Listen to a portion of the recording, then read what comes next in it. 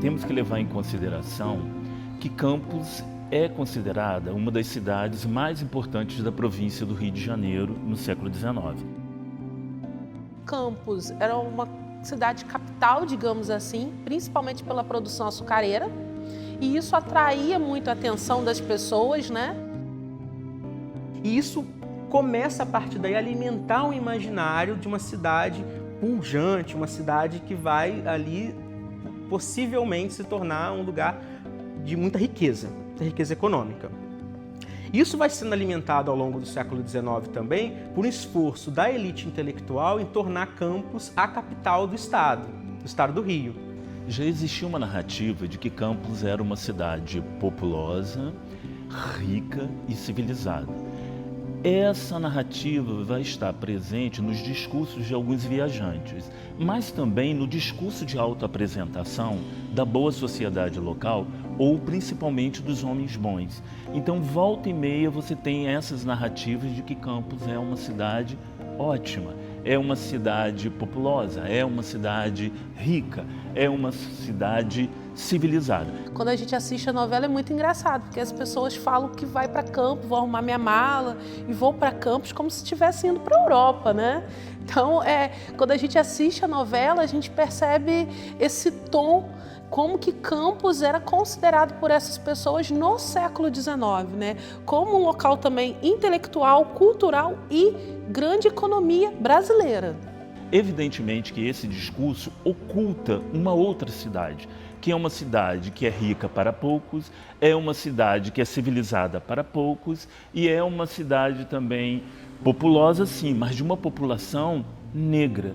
Campos, desde a virada do século XVIII para o XIX, é uma cidade preta, parda, negra e de escravizados.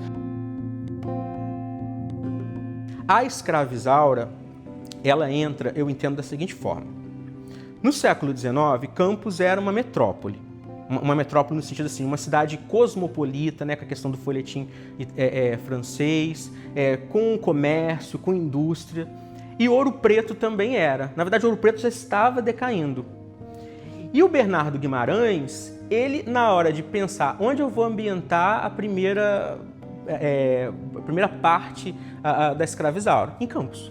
O Bernardo Guimarães, ele é um autor até consagrado, ele é um acadêmico, né, da Academia Brasileira, né, de Letras. Eu acredito que ele era um grande romancista, né, e ele também fazia muitas histórias de ficção.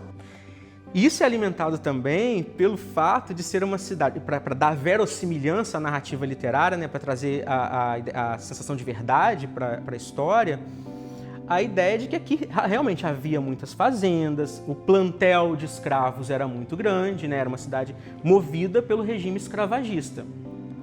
O local ideal foi Campos, por ser uma cidade, né, economicamente ali efervescente na questão da produção açucareira. O Bernardo Guimarães é mineiro, né? Ele vai narrar a história que começa aqui em Campos. Então ele escolhe Campos provavelmente por isso. Então Campos realmente era uma cidade que pleiteava até ser a capital da província, mas perdeu o posto para Niterói. E a gente também percebe, em um outro momento do livro, que a escravizaura, ela foge. Quando ela foge para onde? Para Recife. O berço da discussão sobre a abolição da escravidão, no Brasil. Então, assim, ele foi muito pontual, ele escolhe Campos, porque naquele Campos era o point da época, no século XIX, produção açucareira bombando, e quando ela foge para outro point também, digamos assim, de efervescência sobre as ideias abolicionistas, que é Recife. Nós recebemos, né, sequestramos muitos africanos que trouxemos para cá, principalmente da região de Angola, nessa virada do século XVIII e XIX, para trabalhar nos engenhos. Aqui, na verdade, não predominou o grande engenho. Na verdade, eram pequenas unidades de produção. Tinham alguns grandes engenhos, mas a maioria eram pequenos e médios, né? Eu acredito que ele tenha pensado em ambientar a escravizaura aqui, ficcionalmente, porque havia essa coerência econômica em termos de usinas, fazendas e escravos, mas também porque o campo literário era muito forte aqui em Campos.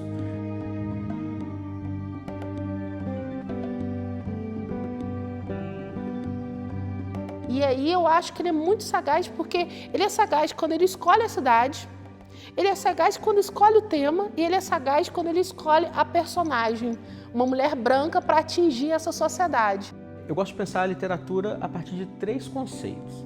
Assim, o que é literatura? Então, o primeiro conceito é a literatura como fabulação, como transfiguração da realidade.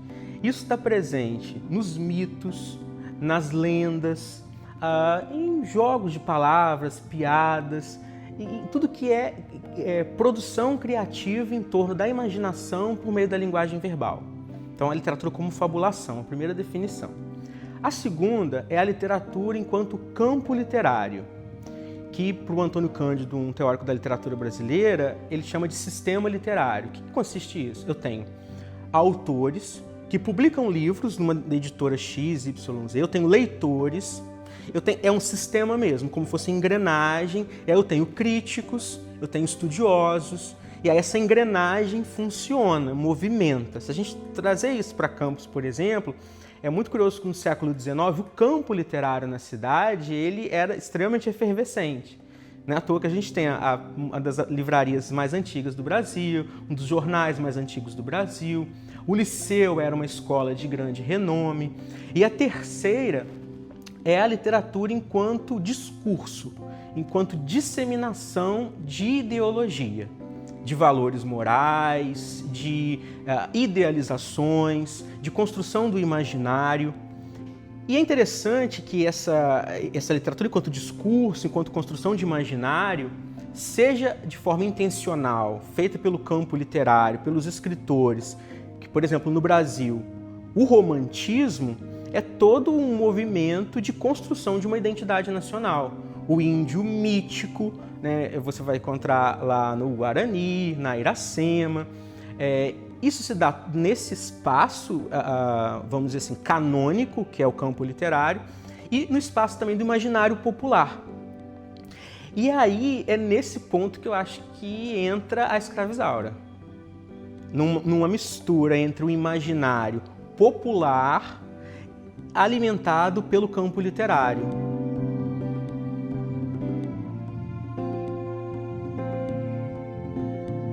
A partir do momento que ele escreve uma história de folhetim, que primeiro ele escreve como folhetim para ajudar a vender jornal, que a história saía todo dia, um trechinho no jornal. Os folhetins, eu os considero os pais de 2 filhos. Um filho bem-sucedido, que passou no concurso público, também, que é o romance. E a filha do mundo, da vida, que é a novela. E aí, quem é esse pai? Esse pai, ele é um contador de histórias que tinha como principal característica contar uma história até certo ponto, num capítulo publicado no jornal, de modo que prendesse o leitor para que amanhã ele voltasse à banca para comprar a nova edição do jornal.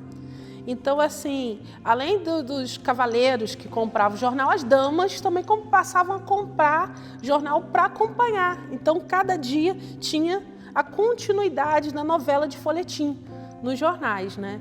E depois isso foi reunido em livro e depois se tornou novela, enfim. São narrativas voltadas fundamentalmente para as mulheres E se nós nos atentarmos ao século XIX no Brasil, mulheres brancas que viviam na condição da vida doméstica, cuidar da casa, e ler o folhetim era o que lhe cabia na leitura do jornal, né? Então o jornal vinha as cotações econômicas, anúncios e o folhetim, que era aquele chamariz, era uma espécie de cupom, né, que você deveria juntar os cupons para ganhar alguma coisa no final. O que você ganhava no final, o final da história.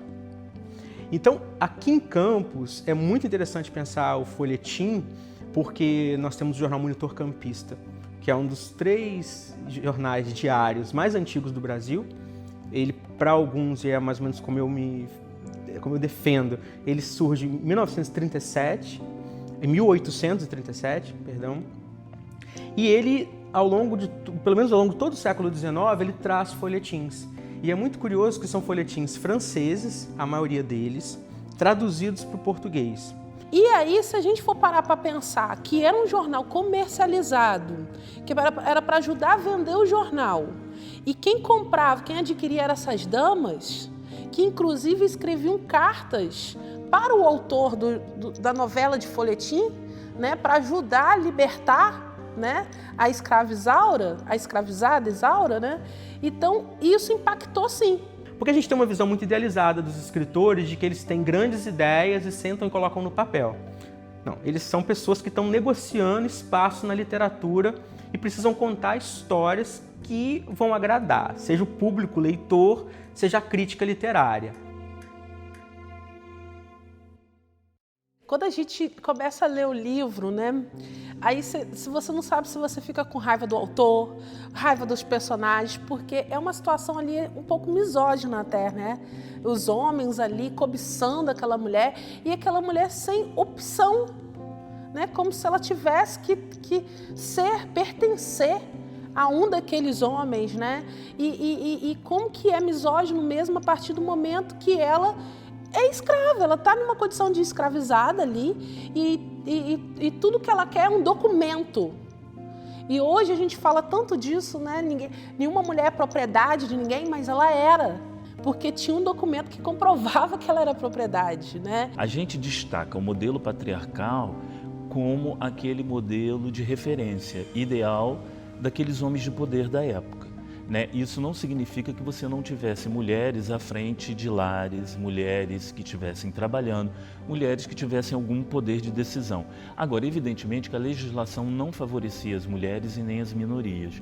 Então, esse poder patriarcal, muito ligado ao pátrio poder, o poder do homem provedor, evidentemente que isso se estende até o século XX. E vai sofrer uma modificação no final do século XX, quando a gente tem um novo Código Civil e um novo contexto histórico que faz emergir o poder de família. O Leôncio, que mais cobiça ela, né, que é casado, mas quer ter ela, depois ele aceita que ela case, mas que ela case com um funcionário dele, para ele ter ela ali na fazenda como o objeto sexual dele.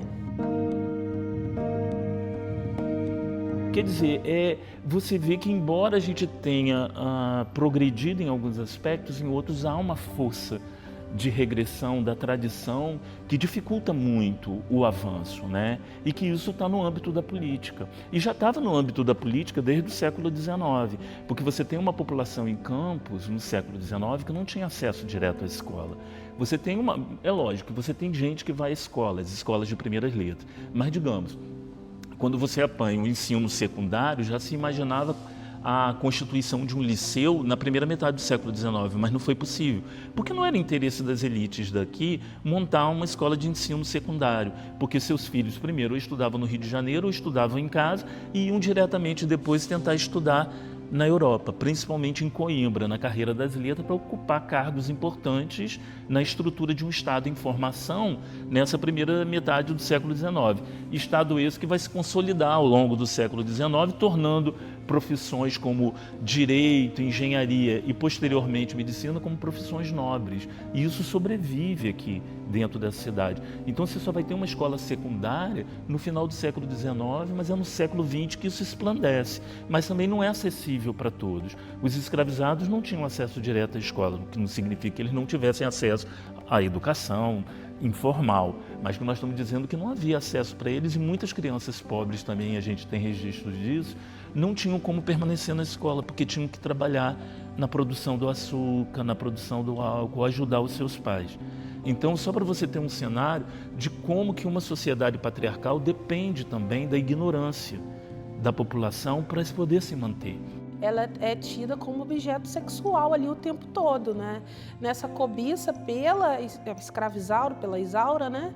Eles colocam ela como objeto. E é um objeto, digamos assim, diferente, exótico. Porque era uma escravizada branca. Porque o natural para eles era ter uma escravizada sempre negra para eles abusarem sexualmente.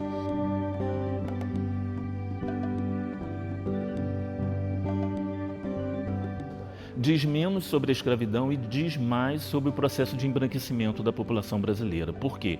Você só vai se lamentar da escravidão se for uma mulher branca, porque todo o processo de colonialidade, seja da linguagem, do corpo, do negro, a invenção do homem negro pelo homem branco, parte do princípio de que esse homem negro, essa mulher negra, são sub-humanos. Eles estão numa categoria abaixo da humanidade.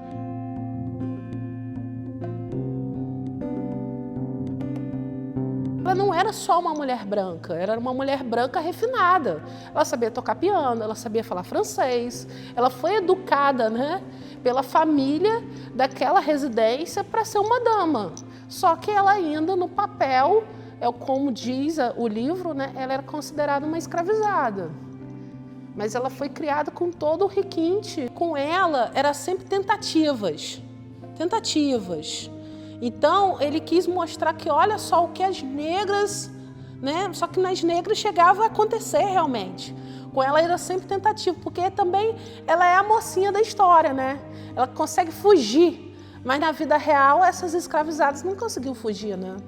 Eu acho que a escravizaura era, se a gente pensar, a sociedade do final do século XIX agradou muito, porque foi uma versão embranquecida de um período da história do Brasil que, como estava ali apresentado, não pegava muito bem para a elite branca, que sempre dominou as narrativas, né, as histórias sobre o país, não só a história oficial, mas também a história em termos de literatura. É uma cidade negra, mas que se apresenta como branca.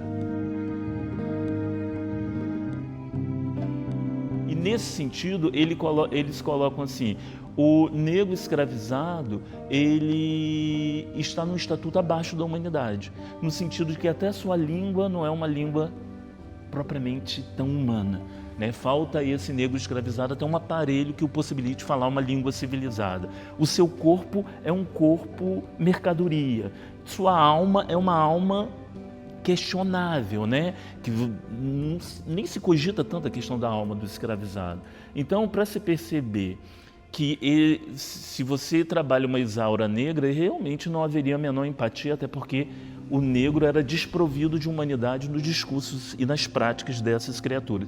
Aí, evidentemente, você bota uma heroína branca, uma heroína de certa forma romântica, um discurso muito associado ao processo de construção do nacionalismo brasileiro, da nação brasileira nesse período, e evidentemente que é uma nação que se encara como branca, não se encara como preta, nem tampouco como indígena. No momento que o indígena entra na literatura, ele entra de uma forma idealizada, como nas obras do José de Alencar. E nesse caso, uma escrava Isaura só poderia ser branca, porque na verdade o ideal é um ideal nacional, de uma heroína romântica, branca, essa sim. Essa provoca uma empatia, essa vai despertar a empatia das pessoas. Nada mais idealizado para pensar o escravagismo no Brasil do que uma escrava branca. A Maria Firmina dos Reis, ela é uma autora negra, mulher, que escreve um romance antes da escravizaura, mas um romance, um triângulo amoroso entre três pessoas negras, um homem e duas mulheres. Você tem também, na mesma época, um outro romance interracial, publicado, vendido e lido, chamado O Bom Crioulo, do Alfredo Caminha, que é um romance homoerótico entre um marinheiro negro que fugiu de uma fazenda de escravos e um jovem brumete branco que vem do Rio Grande do Sul. E essa história acontece no Rio de Janeiro. São narrativas, a Maria Firmina dos Reis, a Úrsula, o Bom Crioulo, que falam da população escravizada no século XIX. Mas por que ficou no imaginário a escrava branca? Né? Aí é a literatura enquanto discurso, a literatura que ela promove, na relação entre discurso e campo, certos recortes, silenciamentos e exaltações sobre determinados aspectos da sociedade. Por que não um escravo homossexual fugido de uma fazenda, que é o Bom Crioulo? Por que não uma mulher que foge de uma fazenda e fica ali na disputa com quem eu vou me relacionar? Um romance da Maria Firmina dos Reis, que não só traz essa visão de sujeito em relação aos negros escravizados, mas também de empoderamento feminino. Por que essa história não ficou para a posteridade? São histórias silenciadas que estão sendo relidas hoje, ou melhor, que estão sendo visitadas hoje, no século XXI. Bom, eu acredito que a novela atingiu boa parte da população, né? A novela, naquele período, principalmente, ela era muito popular na sociedade brasileira, né? As pessoas discutiam sobre cenas da novela no dia seguinte, coisas que não acontecem hoje. E a novela, ela não passou só uma vez, né? Ela passou várias vezes e teve outras adaptações, outras novelas em outros canais. E isso fez com que, eu acho que o campista ficasse assim, tornasse aquilo como verdade, né? Aquilo foi propagado de uma certa maneira e, pelo que eu estudei, foi uma das novelas brasileiras mais comercializadas mundialmente, né? A Escrava Isaura tem endereço fixo, que é o Solar dos Aires, que as pessoas vão falar: minha filha, você não viu a novela? É lá no Solar dos Aires, para quem vai para Gruçaí, São João da Barra.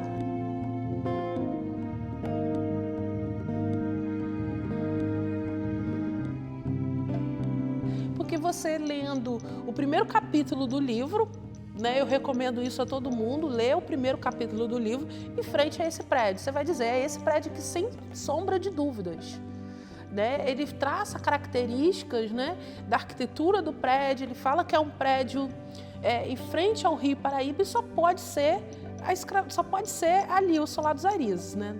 A gente não tem dúvidas sobre isso, né? Talvez ele tenha ouvido falar, o Bernardo Guimarães, sobre esse prédio, né, já que ele não passou aqui pela cidade. Então, até o momento, a gente não tem nenhum documento que comprove que ela existiu. Mas eu acredito que é uma história de ficção, que o autor se baseou nesse prédio histórico da cidade, né? Um prédio de muita imponência, na verdade, né? E realmente a história fez muito sucesso desde quando ela era folhetim. Foi um estudo, na verdade, que a emissora fez naquele local para ver se comportava, né? Mas as cenas não foram gravadas lá. Mas eles tiveram aqui, a emissora, para fazer um estudo. Mas as cenas não foram gravadas aqui, não. Mas todo mundo acredita que foi. Eu não tinha nem noção de novela.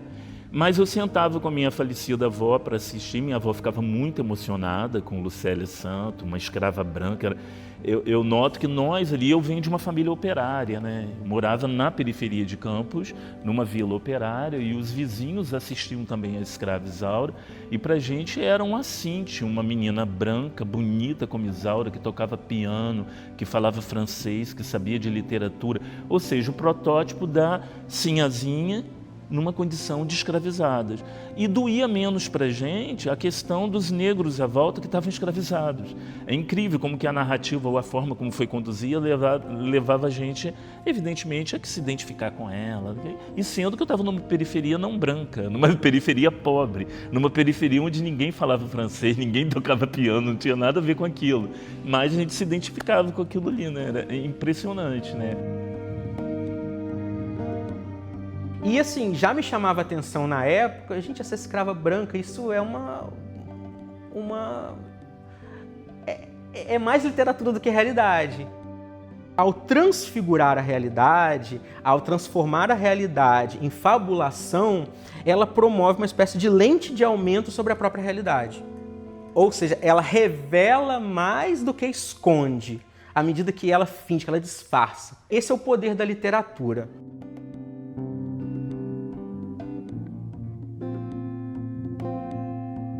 A gente tem histórias narradas em Campos. A literatura do José Cândido de Carvalho, Olha para o Céu Frederico, Coronel Lobisomem, que se passam na cidade e são pouco conhecidas. Então, e mesmo quando o Coronel Lobisomem tornou-se filme, não foi um filme tão disseminado quanto é uma novela. Então, se a gente voltar lá atrás no que eu disse sobre o folhetim como pai do romance e da novela, a novela, como a filha rebelde, ela é a filha mais popular. Ela que tem mais seguidores no Instagram. Romance não tem muitos seguidores no Instagram. Então, como a novela é uma narrativa popularizada, isso certamente contribuiu para disseminar o imaginário sobre que a escravizaura tenha realmente vivido em Campos, que a história tenha se passado aqui. A população se realmente absorveu a história da novela, né? Podemos dizer isso. Ela absorveu a história da novela como verdade, que hoje virou, digamos, até uma lenda urbana na nossa cidade. Quando a gente pergunta a boa parte da população sobre a escravizaura, se ela existiu ou não, e quando a gente traz isso à tona que ela não existiu, né? As pessoas ficam até um pouco indignadas.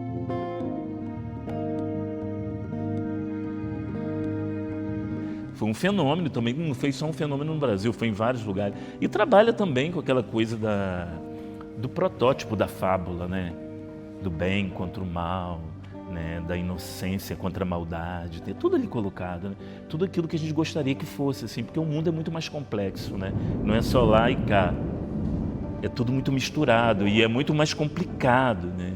E ali não, te oferece uma fábula que, nossa... E me chamava a atenção da Isaura ser o centro da narrativa e a população negra em volta dela, como se houvesse um foco de luz naquela personagem e atrás as sombras. Eu me lembro que tanto é que na novela, quando as pessoas assistiam, lógico que todo mundo que se identificava com Isaura e ao mesmo tempo via uma escravizada como a Rosa como uma vilã terrível, que merecia até estar naquela situação de escravidão. As pessoas choravam pela branca, mas não choravam necessariamente pelos negros escravizados que estavam ali. Então eu acho que é muito mais uma questão de processo de embranquecimento, porque a gente está falando também de um período que você já tem a Lei Eusébio de Queiroz, a proibição do tráfico de escravos, e há um discurso corrente aqui no Centro-Sul para tentar até convencer os senhores de que o fim do tráfico era melhor. Por quê? Porque esses negros vêm para cá com suas línguas ininteligíveis. Esses negros vêm para cá destruir o português, o costume, a religião. É melhor que eles fiquem lá. Eu encontrei até uns discursos aqui de um intelectual de Campos falando assim, que bom que veio a Lei Eusébio de Queiroz, que vai se estabelecer um paredão agora entre nós e África. Agora nós podemos realmente construir uma sociedade civilizada, referencial, branca e etc. e tal. Tem essa questão do homem, da mulher negros, como alguém que vai trazer o mal, isso está disseminado tanto no imaginário popular quanto na literatura também. Por exemplo, Olha para o Céu Frederico, do José Cândido de Carvalho, é uma história de brancos, de fazendeiros, de usineiros. E tem algumas partes que eu acho que saltam aos meus olhos, elas são pequenas, mas são importantes, que diz assim, essa fazenda, essa usina foi à falência porque a população negra que vivia aqui fez um feitiço. Só que uma coisa tem que ficar clara. Em Campos, a Bíblia sempre prevaleceu em relação à Constituição. E não é à toa que essa cidade vive ainda a miséria que vive até hoje, por mais que se diga que é uma das cidades mais ricas do Brasil. Uma coisa é ser uma cidade rica, outra é fazer a riqueza circular. Aqui a riqueza, quando circula, é muitas vezes de forma muito controlada, para manter grupos políticos esses que nós já tínhamos lá. Os currais eleitorais do século XIX já estavam colocados ali em formas de clientelas. Tanto é que o poder político aqui em Campos, no século XIX, passava nas mãos de família. Era de uma família, aí ia ficando aquelas pessoas da família ali no poder político. E muitas vezes o que a gente percebe ainda hoje, que digamos no campo, no século XIX, havia um domínio muito grande da Igreja Católica no campo da política. Tanto é que você tinha muitos padres embrenhados pelo campo da política. E hoje o que a gente percebe? Também igrejas evangélicas em que líderes religiosos estão embrenhados no campo da política, muitas vezes elegendo determinados candidatos e fazendo aquilo que no século XIX se tentava fazer, apanhar a pauta que é do campo da religião e enfiar a goela dentro da sociedade civil. Quer dizer, algo que está colocado no meu livro sagrado, da minha igreja, da galera que eu frequento, eu vou impor isso para todo mundo, dizendo que isso é o melhor e que tem que ser o melhor. Quer dizer, isso é extremamente autoritário, já era autoritário no século XIX, é autoritário hoje e me parece que isso vem se desenvolvendo ao longo do século XX, levando a gente até a se perguntar em que momento realmente a política brasileira se tornou laica, que isso que me parece que ameaça muito hoje. Pelo menos essas figuras poderosas que gostariam de que a situação continuasse da mesma forma, o que ameaça é uma educação de qualidade, uma educação crítica. E talvez esse debate sobre gênero que está tendo aí passe um pouco por isso, porque uma educação de qualidade vai discutir gênero, vai discutir raça, vai discutir religião enquanto instituição, vai discutir política, vai discutir tudo aquilo que é ferida na sociedade campista ainda hoje e que todo mundo faz de conta, pelo menos as autoridades públicas muitas vezes fazem de conta que isso é uma questão resolvida. Mas uma preocupação que a pessoa tem que ter é essa.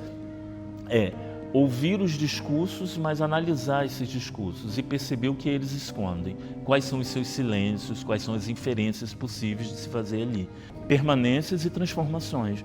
Muita coisa permanece. Campos é mais parecido com o século XIX do que a gente imagina.